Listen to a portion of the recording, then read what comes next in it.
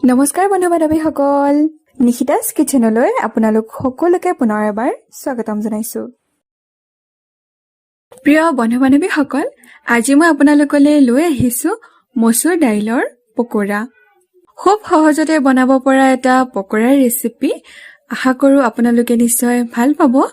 গতিকে দেৰি নকৰি আহক আজি বনাবলৈ আৰম্ভ কৰো মচুৰ দাইলৰ পকৰা। পকৰাৰ বাবে মই প্ৰথমে লৈছো এইখিনি দাইল।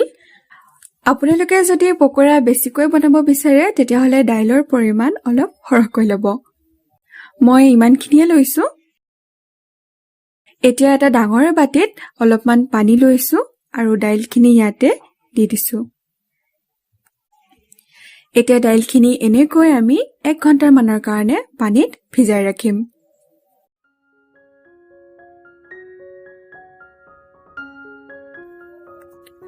প্ৰায় 1 ঘণ্টা মানৰ পাছত এয়া মই দাইলখিনি লৈ লৈছো।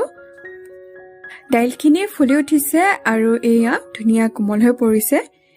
এতিয়া এইদৰে মোহাৰি এবাৰ দাইলখিনি ভালদৰে ধুই ল'ম।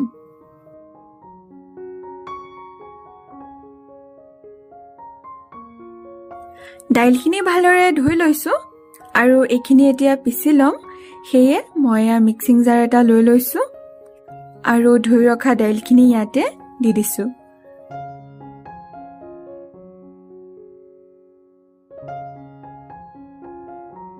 তাৰ পাছত আৰু ইয়াতে দিছো 2টা কেঁচা জলকীয়া, কেইফুটামান নহৰু আৰু সোৱাদ মতে এয়া অলপমান নিমখ। ইয়াতে আমি পানী ব্যৱহাৰ নকৰো। এয়া মই ঢাকনিখন বন্ধ কৰি দিছো আৰু আটাইখিনি ভালদৰে পিচি ল'ম।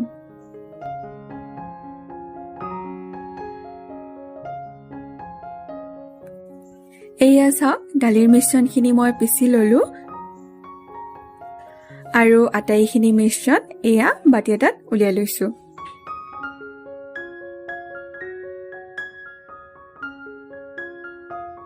তাৰ পাছত মই কাটি লৈছো এটা পিয়াজ। পিয়াজখিনি আপোনালোকে এনেকে দীঘল দীঘলকৈ কাটি ল'ব।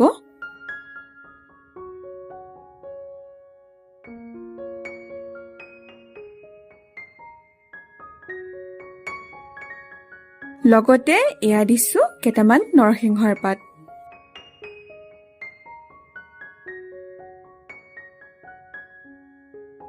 কেঁচা ধনিয়া পাত অলপমানো ইয়াতে কাটি দিছো। আটাইখিনি সামগ্ৰী দি ললো আৰু এতিয়া এইখিনি ভালদৰে এবাৰ মিহলাই দিছো।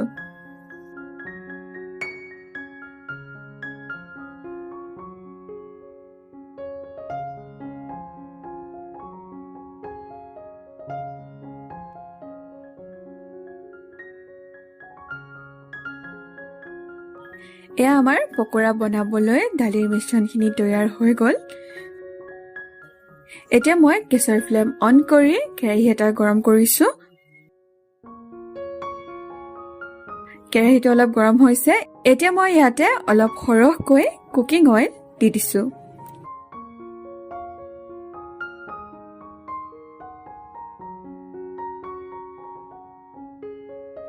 তেলখিনি ভালদৰে গৰম হোৱাত এতিয়া অলপ অলপকৈ মিশ্ৰণ ইয়াতে আমি দি দিম।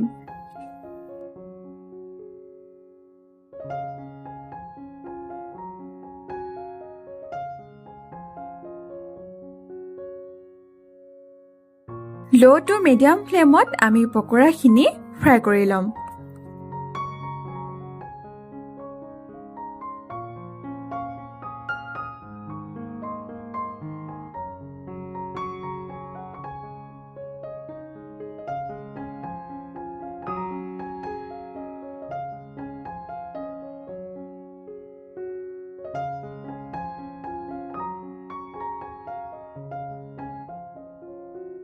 দুয়োটা সাইড ভালদৰে মই ফ্ৰাই কৰি ললো আৰু এয়া চাওক, পকৰাখিনি অলপ ৰঙচুৱা হৈ পৰিছে।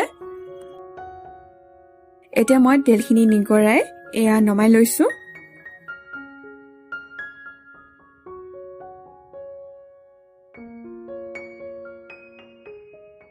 আৰু বাকি থকা মিশ্ৰণখিনিৰেও একেদৰে আটাইবোৰ পকৰা বনাই ল'ম।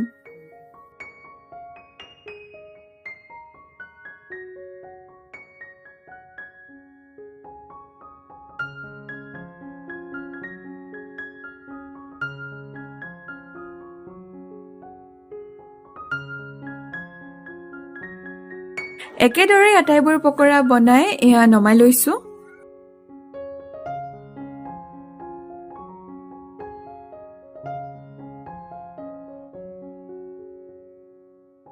এয়া আমাৰ মচুৰ দাইলৰ টেষ্টি পকৰা তৈয়াৰ। আশা কৰো আপোনালোকে ৰেচিপিটো চাই নিশ্চয় ভাল পালে। পুনৰ নতুন এটা সহজ আৰু ইণ্টাৰেষ্টিং ৰেচিপিৰ সৈতে আপোনালোকক লগ পাম। আজিলৈ আহিছো, ধন্যবাদ।